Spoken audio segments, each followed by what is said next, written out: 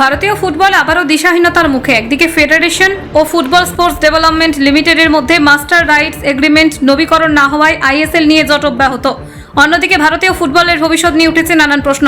এই পরিস্থিতিতে ফেডারেশনের বিরুদ্ধে ফের সরব হয়েছেন ভারতের প্রাক্তন অধিনায়ক বাইচুং ভুটিয়া। বৃহস্পতিবার দিল্লিতে আয়োজিত হয় ফেডারেশন ও আইএসএল ফ্র্যাঞ্চাইজিদের গুরুত্বপূর্ণ বৈঠক।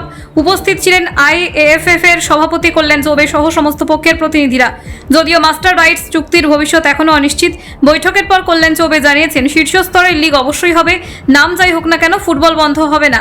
সুপার কাপ সেপ্টেম্বরের দ্বিতীয় বা তৃতীয় সপ্তাহে শুরু হতে পারে।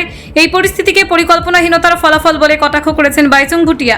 ভারতের প্রাক্তন অধিনায়ক বাইচুং ভুটিয়া সাফ জানিয়ে দিয়েছেন, আইএসএল দেশের ফুটবলকে কাঙ্ক্ষিত উন্নতির পথ দেখাতে পারেনি।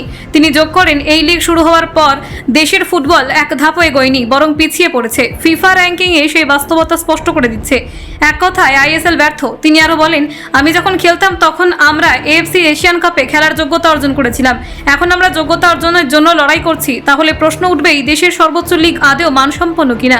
শুধু আইএসএল নয়, এআইএফএফ এর বর্তমান কমিটিকেও কাঠগড়ায় তুললেন বাইচুং। তিনি বলেন, দেশের ফুটবলকে এগিয়ে নিয়ে যাওয়ার কোনো পরিকল্পনাই নেই বর্তমান প্রশাসনের। আমরা সকলেই জানতাম 2025 সালের ডিসেম্বরে এফএসডিএল এর সঙ্গে চুক্তি শেষ হবে।